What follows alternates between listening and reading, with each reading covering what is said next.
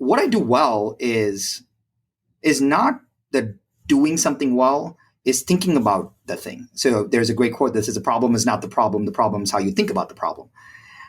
And a big thing for me is, like I tell Anthony, I tell all our agents at Real, every single call that we do with our agents at Real, I open the call with the same exact phrase, because I want them to see and believe what I believe, which is, hey, my name is Sharran Srivatsaa. I serve as the president of Real. And all that it means is that I work for you. You're listening to the Real Estate Sessions podcast, and I'm your host, Bill Risser, Executive Vice President, Strategic Partnerships with Rate My Agent. Rate My Agent is not just for collecting reviews. It's a suite of powerful tools and features designed to help improve your online reputation and visibility while making it easier for new prospects to find you and reach out. For more information, head on over to ratemyagent.com. Listen in as I interview industry leaders and get their stories and journeys to the world of real estate. Hi, everybody. Welcome to episode 370 of the Real Estate Sessions podcast. Thank you so much for tuning in. Thank you so much for telling a friend. Today, we are going to have a lot of fun. We are going to be talking to the president of REAL Brokerage, LLC, Sharran Srivatsaa. I'm telling you, I've done a lot of research on Sharran and what he's doing in the world of real estate. I've got some friends at Real who speak so highly of him, and I can't wait to get this interview going. So let's get it started. Sharran, welcome to the podcast. Bill, so grateful for having me. I'll tell you, most people don't realize this one thing, which is how much effort it takes to create a show, how much effort it takes for us to even schedule this has taken a while. Yeah. But your commitment to not just finding cool people and cool stories to bring to your audience, you don't have to do this, but you do it not just for you, but for your love to share. And it takes a lot of production time and production effort. And so I just want to thank you for creating that time and space to share with the world. Well, thank you very much for saying that. It satisfies this curiosity itch I have. So it does serve a purpose. And I think thank you for recognizing that. That's awesome. Well, I always like to start at the beginning. This podcast really focuses on the background of the guest. I love to get your story because everybody has a story. Very few people, I think about 10 out of all the guests I've had, knew they were going to be a realtor at the age of 10, right? My guess is you had no idea at that age what you're going to be doing. So let's start there. You were born in India, and ultimately there had to be a decision made somewhere along the line. I think all of your success came outside of India. So let's start there. Yeah, the crazy part about all of this is when I think back at everything that has happened, I think most of the things in my life were average. I was born into kind of an average environment. I went to an average school. I was an average kid. I had average friends. I had average kind of family members. I had average aspirations. Everything was average, but I had one thing in my life that was absolutely extraordinary. And that one thing were my parents. They are phenomenal people. And my dad always said these words, and I never knew what they meant. And he said, you always want a bigger and better future. And as an adult now, I realize what it means. But as a child, it was just a trite saying that my dad had. It's like, hey, you got to have a bigger and better future. And when push comes to shove, my dad always invested on a bigger and better future. And I'll never forget the time where he sat down on a park bench and asked me, like, hey, you don't feel like something doesn't feel right. And I got to a lot of therapy to be able to share this. And there's this phrase that I use often, which is disclosure is disarming. Everything that I had done online to share the story, to share what I'm doing is I want to be open about it, because as I tell the story, it allows me to process it better. And then maybe someone will connect with it. So, and I'll give you, I had undiagnosed ADD, ADHD, because it's uncool to have that in India, and people, they just ridicule you for being dumb, and no one really wants that. I was the smallest kid. I never hit my growth spurt. I mean, I'm 6 feet tall now, but I never hit my growth spurt until much later, like in high school. So I was the last to get picked on sports teams. And Bill, I'll tell you this. I remember being bullied and never actually telling anybody about it. Like, there was a time when I would have to go from one classroom to the next classroom, which was right next door. But instead, I ran all the way around the campus so that I wouldn't get beat up in the lockers. Now, nobody had any idea about that, because I was like, I know if I walk through the lockers, I'm going to get beat up. And it was to that point where my parents realized that something was wrong. And I remember it was like my 10th birthday, I believe. I was sitting on a park bench and my dad said to me, he goes, we have to build a bigger and better future for you, either here or elsewhere. And my parents had never been outside the country, not even to visit. And for them to have that level of perspective, they were like, hey, this environment is probably not the right fit for my son, is what my dad thought. But we didn't have a lot of money and he couldn't really buy my way out of the country. So he said, hey, Sharran, we need like a passport. We need a ticket. We need a skill to get you out. And as we were on this park bench sitting in front of a couple of tennis courts, and my dad said, can you hack it? And I was like, can you hack what? And he goes, we got to get you a skill, an individual sport, or he knew that I was not musically talented. I was colorblind. I was tone deaf. He goes, all of those are out. So maybe sports is the only answer. So I started taking tennis lessons when I was like 9, 10 years old. And tennis was the ticket for me to, playing on the pro tennis tour and leaving India. And my dad believed that was what will get me out. And we put everything else as secondary and we put tennis as primary. So the entire family focused on, hey, we're going to get Sharran the skill so that we can give him a bigger and better future. And that was the extraordinary part of what the family did. Wow. 10 years old. So immediately into tennis lessons, I'm assuming, and you start playing in local tournaments and all this other great stuff. But you ultimately make it to a school in Iowa, right? Mm-hmm. Where you could play on the tennis team and get an academic scholarship as well. And that's how you got to the US. Well, the crazy part is I never realized that once you play pro tennis, you bust your eligibility to play college tennis. That's true. And no one told me that. So I was like, hey, I'm going to go try my hand at playing pro tennis. And I played all the pro tennis tournaments that was possible in Southeast Asia. Okay. And I turned pro and that was what it was. And then I realized that my applications to like Oregon State, Ohio State, all the big tennis schools in the US I got the athletic scholarships, but they were like, hey, you busted your eligibility status.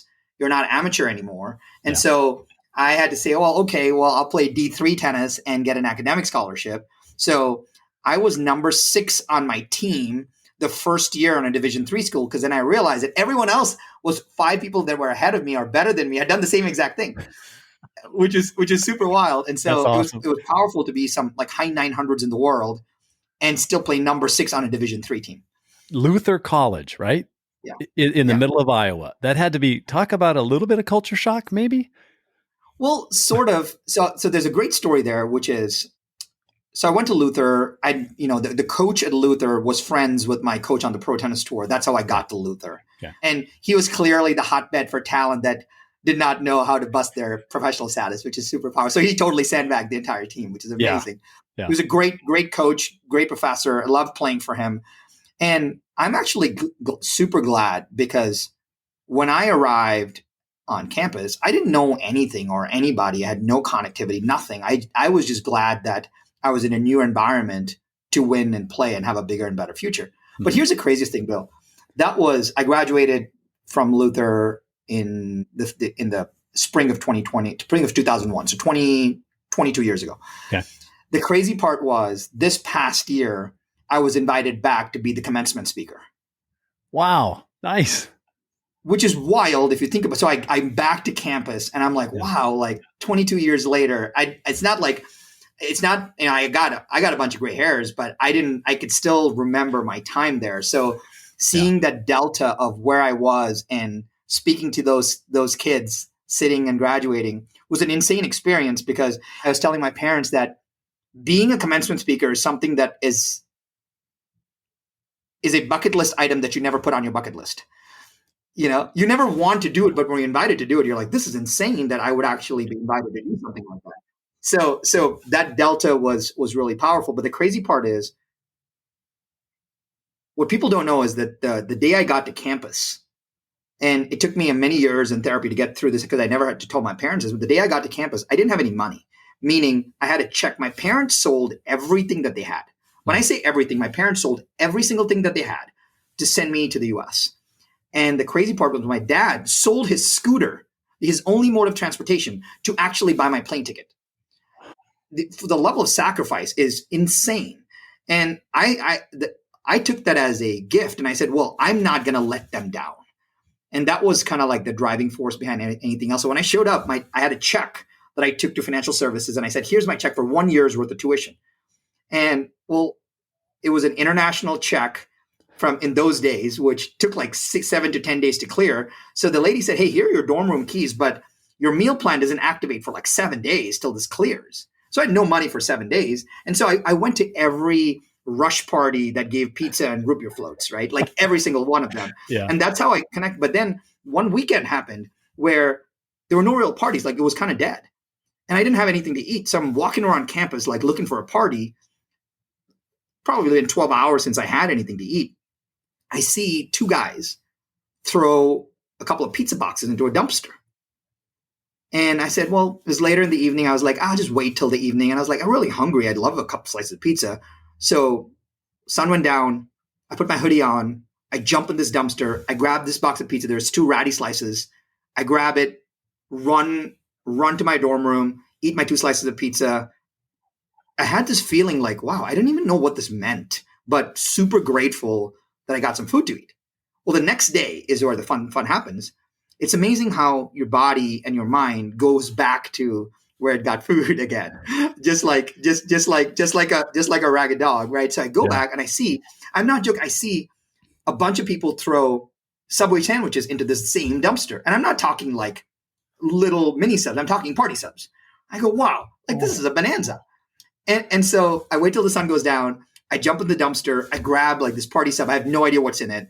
And then out of nowhere, something like hits me. And I can't see what it is. It's dark. And I start bleeding. I'm bleeding in my cheek. And then out of the corner of my eyes, I see 2 beady lit up eyes. Well, there was a raccoon in the dumpster fighting me for like a box of Pop-Tarts. And so I'm grabbing this all-American box of Pop-Tarts, which is like strawberry, by the way. I'm grabbing this all-American box of Pop-Tarts. I get smacked by a raccoon. I'm bleeding. And so I grab the box of Pop-Tarts. I grab the Subway sandwiches. I kick the raccoon. I jump and I run. And while it sounds like a good story now, it was super scary as a kid at that point. And Bill, that was in a lot of ways, rock bottom. And it gave me an interesting lesson. I was like, if this is how bad it can be, I'll be okay. Be okay. Yeah. And I will tell you that a lot of people have different superpowers, and I don't think it's a superpower, but I'd say that I can take a lot of pain. I can take a lot of mental anguish. I can take a lot of stress. I can take a lot of pain. I've built a lot of capacity for taking a lot of beat down. And whether it's good or bad, like the biggest of things don't bother me. Like small things irritate me. Like the biggest of things don't stress me out at all. And I reckon it was all based on that early experience of saying, hey, I can just take a lot of pain. It's very hard to like put me down. And I think the big part of coming back up, rebounding overall, the resilience component, I learned at that point when I was 16, 17, 18 years old. And I think that's whenever I get to a tight spot and I want to take more risk as an entrepreneur, I go back to, is that as bad as it could get? Well, I'll be okay.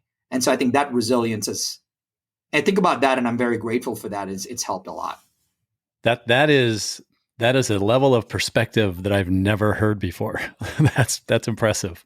Before we wrap up on tennis, I have to ask you this question.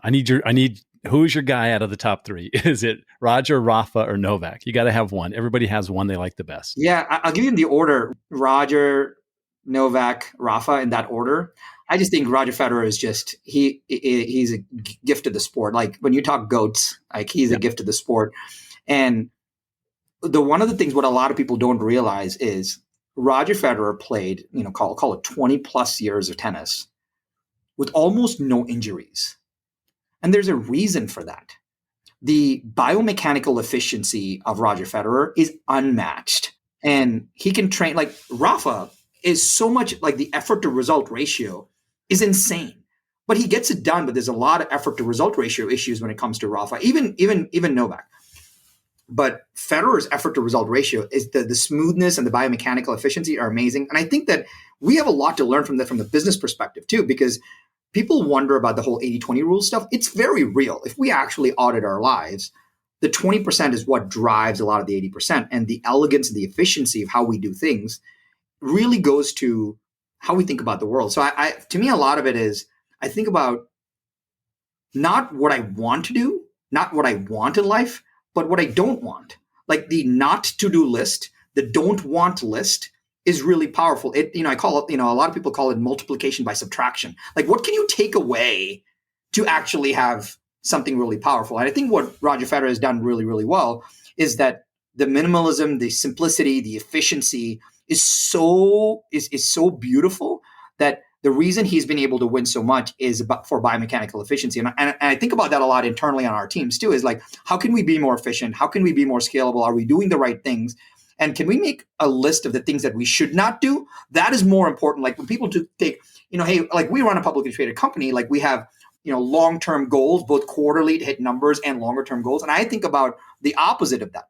I'm like, hey, all right, if we want to hit those goals, what are the things we should not do? And being really disciplined on the things we not do is actually so much more important, because creating the not to-do list is the bigger discipline component than actually saying this is what I am going to do. Because if you spend your life never having to do the things that you don't want to do, you win so big, because you're spending 80 to 90% of the time doing things that you want to do. And it's a lot easier for people to tell you about the things that you don't want. Because if you and I, if I told you, hey, tell me like the flavors of ice cream that you don't like, you can reel all of them off. But if I tell you, give me like 3 flavors that you like, you're like, well, you instantly go to the well, right? Because we instantly go to what we like and the judgment around it. But when we don't like something, we're very clear to say what we don't like. So I really force both, kind of agent and team leaders from private equity, all of the companies we've invested in, to say, hey, what are the things that you don't want to do? And let's over-index on that, because worst case scenario, you eliminate all the things that you don't want to do. And that really gives you kind of the essence of what you want to do. And I think that's where Roger Federer really shines. Wow. You end up working in the tennis industry for a few years. It's my guess is that it was a natural fit for you. You got to travel. You were in these resorts around the world, we'll call it, as a coach and as part of, it's Burwash, I think, right? Part of his operation. Yeah. So, but ultimately, I think you get to a point there. I'm going to put a word into your mouth where you go, there's something bigger and better for me. And you make a transition, not a small one. You're like, I'm going to Wall Street. How does that happen, Sharran? Path of events is, after I graduated from college, I had a computer science and math major, and I had this idea for a piece of software. So that was my senior paper, and I was invited to pitch at this computer science contest at UC Berkeley. And I was pitching at this contest, and one of the judges pulls me aside after the contest, and he's like, hey kid, you're not going to win. I was like, oh, thanks a lot. Right. But he goes, but what you built is really cool. I invested in a couple of guys that you should talk to them. What you built could be really interesting for them. And so that was my first startup. And so I lived with my aunt and uncle. I had no money. I lived with my aunt and uncle, and we built the startup. And I realized the power of ownership and equity. Like I was not making a lot of money at that point in time. But I got a decent chunk of ownership, not as a core founder stock, but one of the early employee stock, which was really powerful. I was part of raising money on Sand Hill Road. So we raised money, and our business got bought, during the technology boom. So I saw more money as a, 21-year-old kid than most people will see in their lifetimes, which was very cool. So I got a chance to pay my parents back, to buy my grandma a house, to, wipe out all my debt. Like it was great. And then I still had some money left over.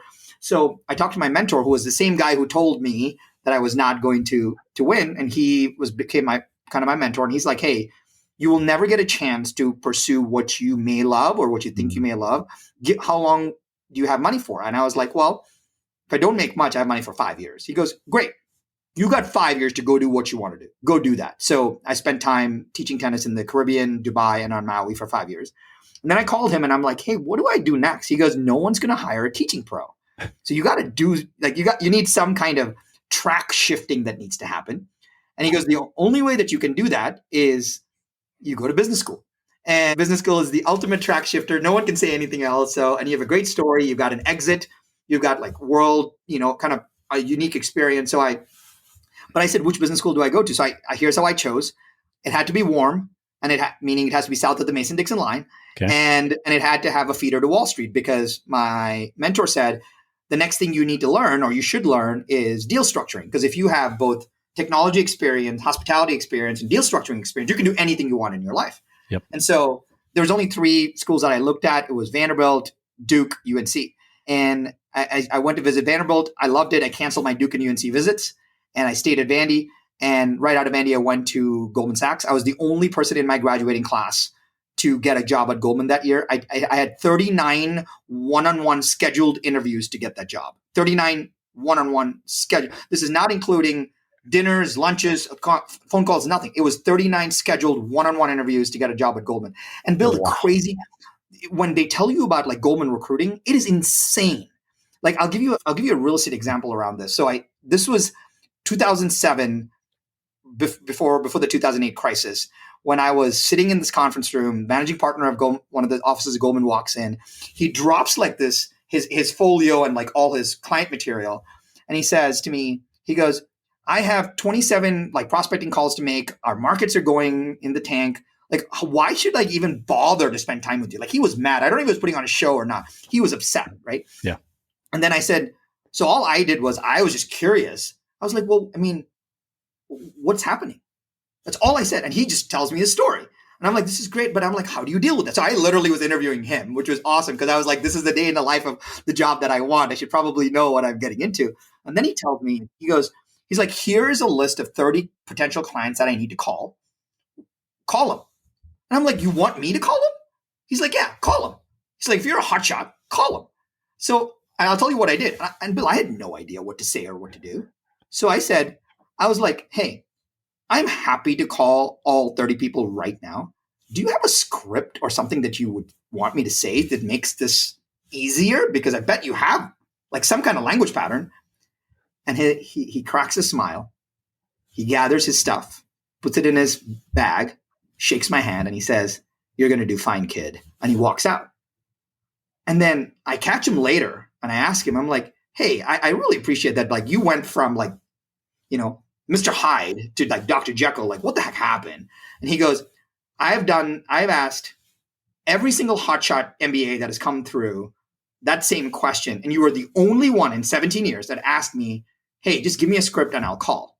He goes, you showed me that you're coachable. You showed me that if I can give you a script, you'll do everything. And I was like, well, and I told him, I was like, I don't know what I'm doing. He goes, that's the point. He's like, if you were just open for me giving you a piece of guidance to go do something. And I want to like offer that to a lot of people, right? If you don't know something, just ask. Like, people will give you the path, give you guidance. Like, don't try to be a hotshot. And that was a really great lesson for me overall. And that's what really skyrocketed my career. I mean, I spent 3 years at Goldman, 3 years at Credit Suisse. And a lot of it was, if I didn't know how to do something, I'd be like, hey, can you teach me how to do this? And then they teach me. And then I would just go learn and memorize it. Wow. And I would get really good at it. And then that gives you confidence. There's a great saying, I've been thinking a lot about this. The difference between ability and capability, right? So ability is just raw material. So my ability to walk is just raw material, but my ability to walk on a tightrope is capability. So we think that just because we get an appointment and we can go in and deliver something, that's ability. But to go win the appointment, have skill around that, that's capability, which is skill. And I think understanding the difference between ability and the capability is humility. If you just know that there is a delta, there's a gap, you know how to fix it and you know how to solve it. So I'm just in this constant quest for, hey, how can I pay a coach, a mentor, whatever it takes to just shorten the gap between ability and capability for me? And if I made an extra $1 million right now, if I just had an extra $1 million right now lying around, I would invest it in coaching. I don't coach. I don't have any of that. I'm not trying to sell anybody anything, but I would rather invest it in a coach. Like, I hired a coach just to teach me 10 years ago, just to teach me how to write email. Now I have a 110,000 person email list because he taught me how to write email. I still have a coaching session with him once a week, and he critiques every single email that I write. Wow. Right? But he's got me, he separated the delta between ability and capability for me, because now I just have an expert saying, well, he accelerated success. And so the biggest lesson that I kind of learned at Goldman was meritocracy wins, but if you can just, build a skill that you can win on, very, very hard to take it away from you. This is all stuff that you bring to the table today. It's amazing, right? That all these things, all these pieces of the puzzle that kind of put Sharran together here, as you haven't even entered real estate yet. It's amazing. So let's do that part next. Let's go to Tellus, right? And first of all, you get to go to Orange County or LA. It's beautiful. It's, Yeah. I grew up in San Diego, spent 40 years there. So I know what you're experiencing now living in California. Yeah. Talk about how real estate entered the picture for you. Yeah, it was a total. What I've noticed, and I think every person who's connected in the real estate industry will probably connect with this. It was a total accident. So I was a banker on Wall Street, and the same venture capital judge became my partner. And he said to me, he's like, "Hey, I'll teach you how to invest money. I'll teach you." Like, he took me under his wing as his son, and that was super powerful. So he's still my partner today in several of our ventures. Yeah. His name is Peter Lowy. He's an amazing guy. And he said to me, he called me at Goldman and he said, "Hey, well, we have a chance to invest in this real estate company. Are you interested?" And I was like, "Hey, if you're interested, I'm interested, because you know way more about this than I do. I don't know anything about real estate. I just own my house." And he goes, "Well, I know the broker really well, and they have like a decent management team. It's a small check. Like, would you want to write it?" So we wrote a small check to invest in this company called TELUS, which was one office. At the time we invested, it was one office, 13 agents in Beverly Hills, somewhere in that range. Just as a good kind of angel investment, we used to get quarterly reports, just P&Ls, et cetera, to look at it. And so because I was in the investment banking business, when someone sent me a P&L, I looked at the P&L. Like, I actually looked at it because I saw it every single day. And something looked off. And so I called the CPAs and I'm like, "Hey, like, these three things don't add up. Like, what's happening?" And they said, "Oh, wow, we probably have to do some forensic stuff around it." And we found that then CEO was embezzling, which was kind of a bummer because, we're trying to get this real estate business off the ground. And so my partner and I at that time, I took a leave of absence from Goldman, flew to California, and we released the CEO, and for interim basis, we bought all his shares. So my partner and I now own the vast majority of this company. And so we were like, okay, I have a 6-week hiatus from Goldman. I need to find a CEO to hand this off to, so that I can go back to being a banker. Well, 6 weeks, 4 or 5 weeks in, can't find a CEO at that time, that we appreciate and trust and want to be a steward of the business. Mm-hmm. And I'll tell you something really weird that happened. I was playing with a spreadsheet, and I know this is going to sound really trite, but this is truly what happened. I was playing with the spreadsheet, and we were roughly doing $300 million in gross sales volume in one office. It's Beverly Hills, so we had a bunch of good agents, and they were selling some decent homes. And by mistake, I added an extra zero. The 300 million was 3 billion. Yeah. And suddenly my spreadsheet completely changed. I was like, wait a minute. We are all printing money. If we actually have this, we had the traditional business model at that time. This would be amazing. So I went to the board and I was like, hey, which was just 5 of us. And I was like, hey, I have an idea. If we actually do this, I will stay and run this company, but you got to run it my way. I think that I can get us from 300 million to $3 billion in under 3 to 5 years. They were like, Sharran, there's no way. And I was like, here's the plan to do it. These numbers are insane, but you have to follow my guidance. If not, I'm out. And the board was like, if you are going to buy in, if you're going to run it, go nuts. Right. So yeah. We took the business straight from a business plan. I'll tell you the 2 things that we learned. We took the business from one office at that time when I took over, one office and 30-ish agents in Beverly Hills, to 22 offices and 700 agents in under 5 years. We were doing roughly and then we sold the business to Douglas Elliman. We were roughly doing $5 billion in annual sales. We had a $10 million production threshold for every single one of our agents, meaning if you didn't do $10 million in sales, you were automatically fired. Okay. And the culture of performance, I literally took Goldman's culture of performance as in role playing and training, and I made that the part of the culture. So I would show up in sales meetings. I would drive 450 miles a week to every office meeting, and I would do listing and buyer sales role play live in the office meetings. There was no Cutco knives or compliance or home warranty, nothing in any of those office meetings. Sharran showed up and I trained you.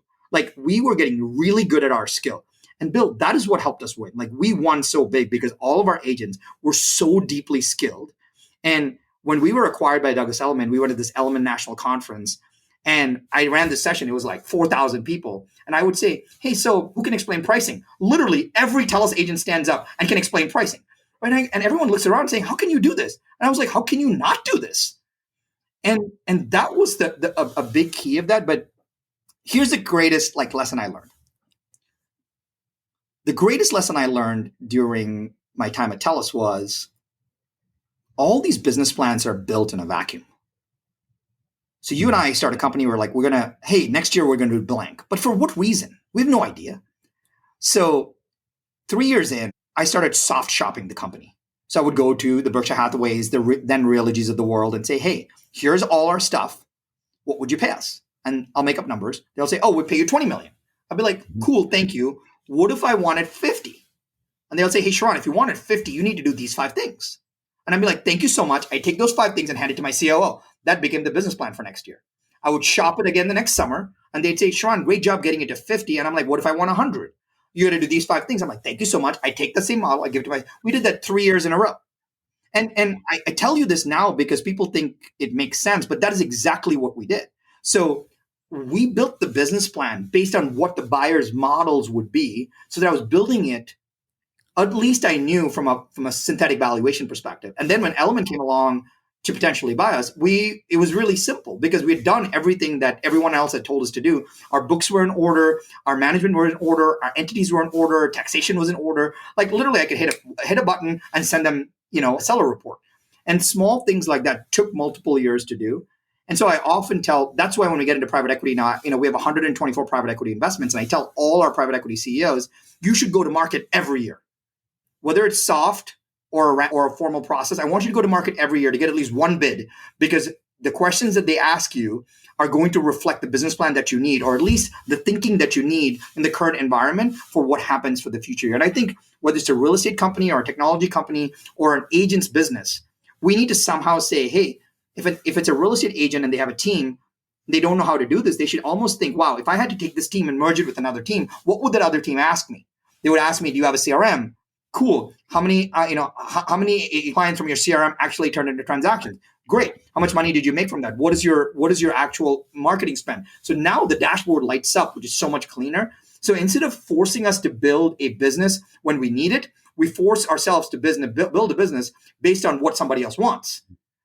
And that small thing is what helped us get I can't give you the numbers, but it was one of the largest transactions that happened in the United States.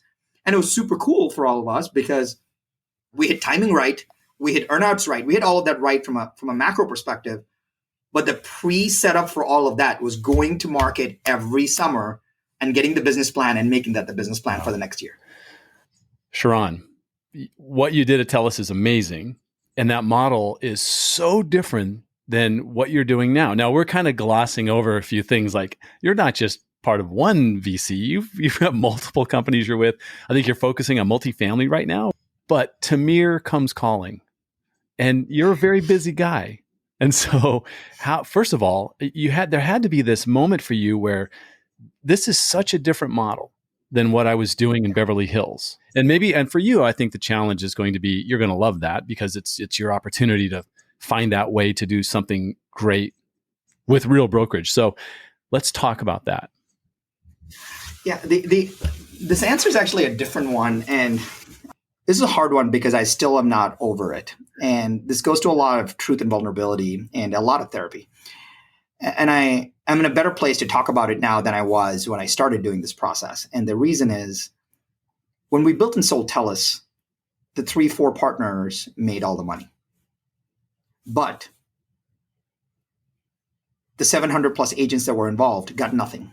They helped us build this great company. They helped us imbue this insane culture. Yeah, they followed us. Yeah, we put money on the line. Yeah, we were at risk. Yeah, we led, all of that. That's fine.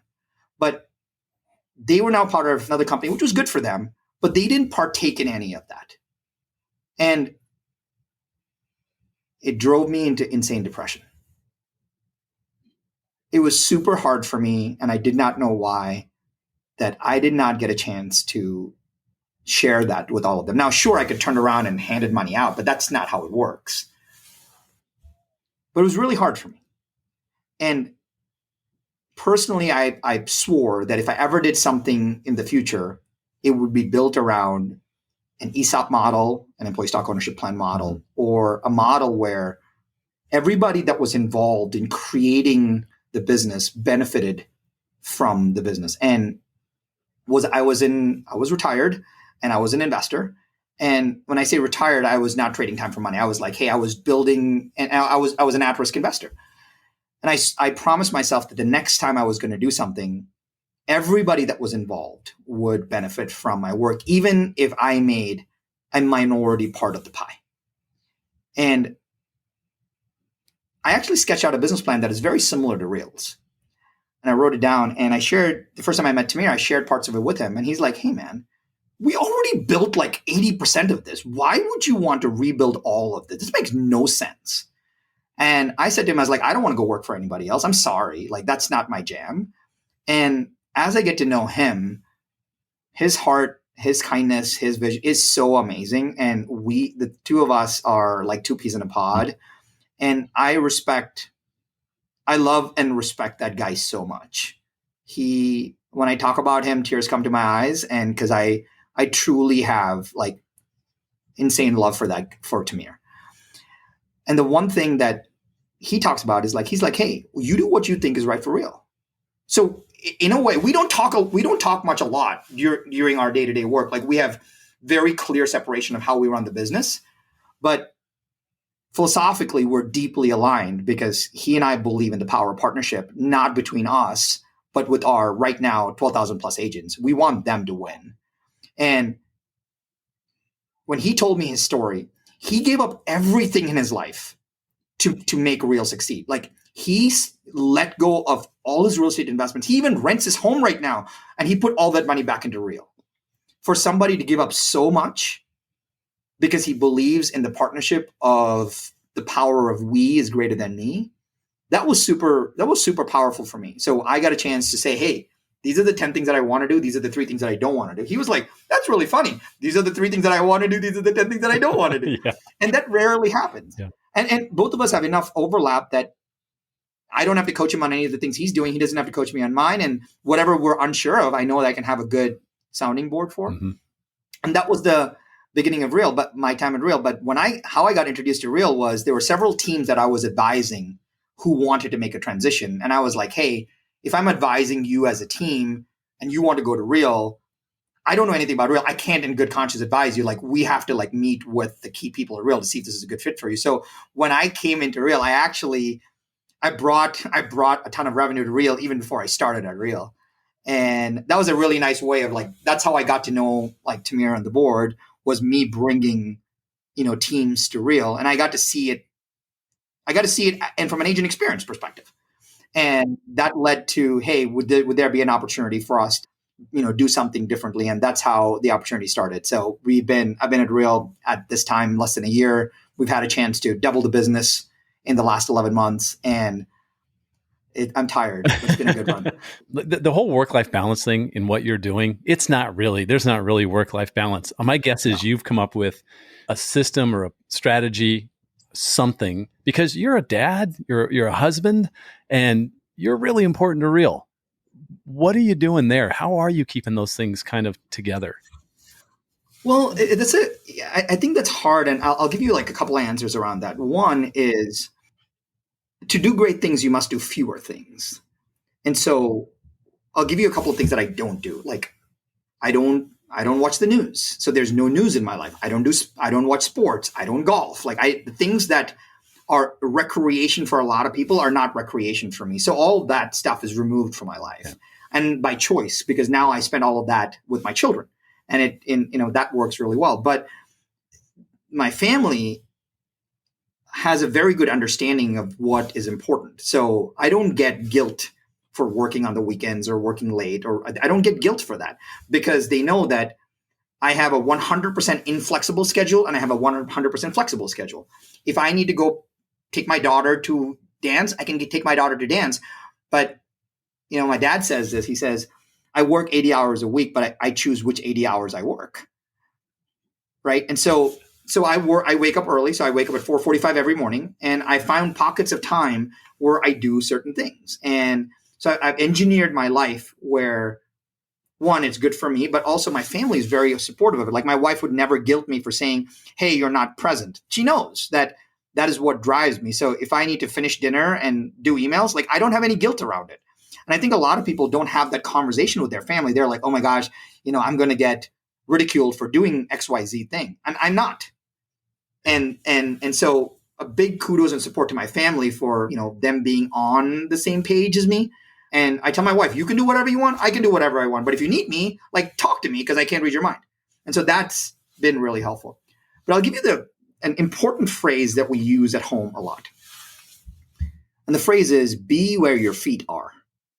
Be where your feet are. And I'll tell you this one story. And after this, you may be like, hey, we're done. But here's the story. So maybe 4 or 5 years ago, I used to drive home, pull in the driveway. And as soon as the car hits the driveway, the kids come running out. The driveway door opens, the kids come running out. But I'm on the phone. I'm on the phone in the car trying to squeeze out that one last call. And then as the kids come running out, they're banging on the door and the windshield. And I hold my finger up, 1 minute, 1 minute, 1 minute. And this happens for one day. It happens for 1 week. It happens for 1 month. And it happens over and over again. One day I pull into the driveway, garage door opens, no kids come running out. It's a very sad day. I remember the day like yesterday. That's the day I hung up the phone and I swore that I would never do that again because I taught them how to treat me. And so I realized that now if I want to take a phone call, I pull into my neighborhood, I pull over, take the call. When I get home, I get home. And outside my house, we have an olive tree. And when I get out of my car, I take my work and I put it on the olive tree. It's on the olive tree. And I walk in the house and I am dad. I am where my feet are. I don't look at my phone. I mean, I do, but most of my work intentionally has been put on that olive tree. Now it sounds weird and trite, but it gives me something metaphorical to work with. And then in the morning, when I get back up and I get in the car, I grab my stuff from my olive tree and I'm back doing what I do. I think that people miss that. And I think a big part of this is really getting to understand this phrase of be where your feet are. Because if we can't have that depth of that relationship, of that consciousness, of that time together, the only people that are going to remember that I worked late are my children. Nobody else cares. Sure, in a few years, we're going to have a different leadership team. No one's going to care. But my children are going to remember. And maybe they'll do the same thing to their spouse and partner. I don't care, but I wanted them to do it the right way. So I really think a lot about this, which is be where your feet are. And I'm not perfect, but I keep saying that over and over to myself, which is be where your feet are. That's awesome. And the things that you do, the amount that you give on all the social networks, the amount that you give at Rise, the amount that you give on your 5 a.m. call, all this stuff that you're giving back. I mean, it almost feels like, your dad and your family gave you a lot. It feels like you're getting this opportunity to feel like it has a little payback karma-wise or in the universe. Is that fair? Sort of. But I think that we all have to evolve in how we think about the world. And what I mean by that is when you give from your gifts, you never run out. Right? And I think that what a lot of people do is they force what they do. And I've had a lot of time to reflect and I say, hey, these are the things that I do these 2 things really well. I do these 100 things not well. I'm going to do more. I'm going to do a lot more of what I do well. And what I do well is not the doing something well, is thinking about the thing. So there's a great quote that says, the problem is not the problem is how you think about the problem. And a big thing for me is, I tell Anthony, I tell all our agents at REAL, every single call that we do with our agents at REAL, I open the call with the same exact phrase because I want them to see and believe what I believe, which is, hey, my name is Sharran Srivatsaa. I serve as the president of REAL. And all that it means is that I work for you. And there's a reason for that. And the reason is that it's true. It's true. And what it does for me is it programs and gives me an anchor of what is truly important. So when Anthony reaches out, I'm like, I work for him. So if he thought that this was an important thing, I should do it. Well, there's times when some people do dumb things. And I'm like, bro, I'm not going to do that. I say it nicely, but when you give from your gifts, you never run out. And I think the more we think about, if you have truly good awareness, you can continue to give a lot more from where you thought that you couldn't do. So I think capacity is exponentialized when you're truly giving from your God-given gifts, if you will. Yeah. So I try to say more on that level of the world.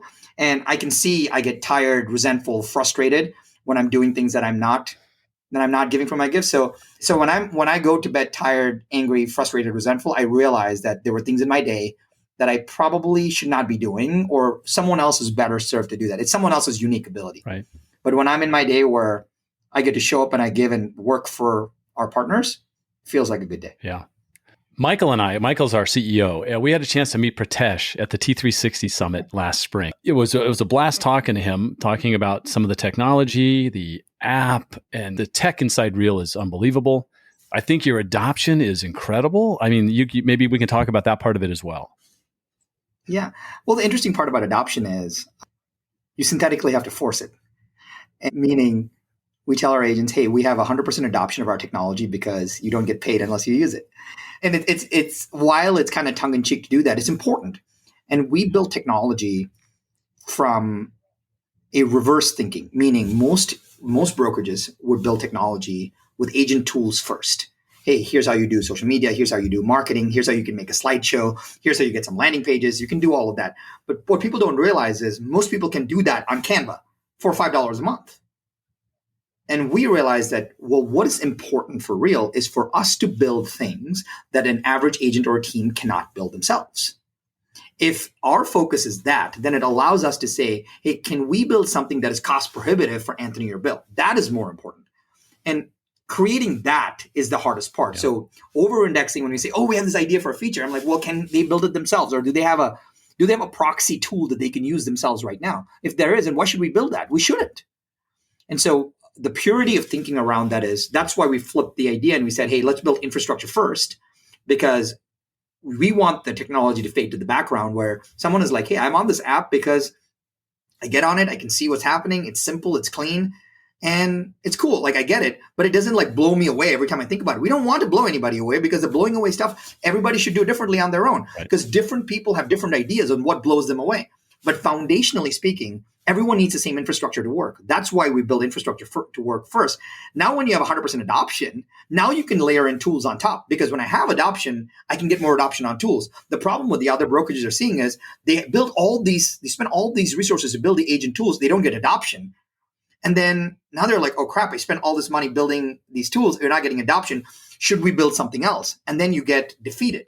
But for us now, it's flipped, because now we have infrastructure. Then we can build an AI layer. Then we can build an agent tools layer. But you already have 100% adoption. So it's much easier to get feedback on those things. So our thinking has been, let's build things that they can't build themselves. And then once you have 100% adoption, it's much easier to get adoption on everything else. Real quick, just two more questions. First of all, what's next for Real? What's next? Yeah, I think there was a great quote. Someone said, I don't know who it is, and we talked about the rise of Real. And the rise of Real, to me, on the outside, feels egotistical. They're like, look at us, rise of Real. But that's not it. The rise of Real is a very, very humble thing for us, meaning it took us this long, meaning it took us 3 years of this model to get into all 50 states and the 4 big Canadian provinces. It took us this long to get market penetration. It took us this long to build infrastructure. It took us this long to de-risk so many people that joined us early. It took us this long to have the early adopters get validated. It took us this long. And the rise right now is because everything that we built so far is table stakes. That is the rise of Real. Because a lot of people are like, look at us, we're amazing. I'm telling you, we are not amazing yet. What we have built is table stakes in our minds. Yes, our table stakes may be significantly different than everyone else and significantly better than everyone else, because we've had a chance to think about the world differently. But we believe that what we have built so far is table stakes. Like, we needed this baseline to run a good business. In fact, if we stopped building anything, we'd be just fine for 10 years. And that's when we have table stakes. Yeah. That's when you have a baseline that you can operate a business well. But this is where the good stuff happens. This is where we're like, hey, how can we connect the consumer to the real estate transaction? If we don't go to the consumer, then we're putting all the pressure on the agent to have to go to the consumer. Can we assist in that process? What is the role of AI? Is it generic AI or is it functional AI? Well, currently we have one piece of AI called Leo that is answering 700 questions a day. on average, that is 3 to 4 support people that on a payroll basis. Mm-hmm. But the crazy part is not the 3 to 4 support people. It's the instantaneous answers that our agents are getting at 11 o'clock at night about their transaction. And that is just in beta.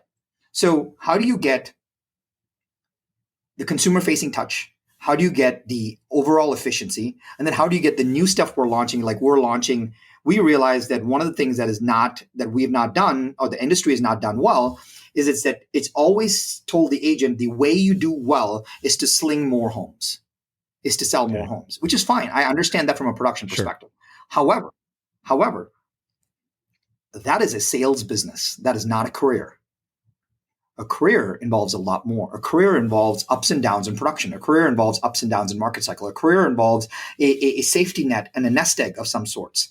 So I think a lot about this one thing. How do we take real estate from a sales business and make it a career for agents so that they know that I don't have to look at my business plan and say I need to do 10% more this year. They know that I do whatever I do and I get paid to do whatever I always do, meaning I get paid in stock or in whatever comp to produce. I get stock for just capping and hitting my normal targets. I get stock when I get compensated when I attract somebody to the firm. I get stock, I get paid on revenue share, which is cool. I help build and grow the firm, so the firm is rewarding me. Can we actually build career-based financial incentives for people so that they realize that they just don't have to sling more homes? They can do what they already do, but when the market changes, their life changes, and other things happen, it's smoothened out and they can live in this ecosystem for a much longer period of time. I really think a lot about that one thing, Bill. How do you take a sales business and turn it into a career? Because when you do that, you don't get 100% adoption. You get 100% love. That is the key. People are thinking about money and adoption, but when they think about, hey, if you create something that has never been created before, an independent contractor, or go out and do what you do best, but instead you bring them together and say, hey, we want to build a career for you.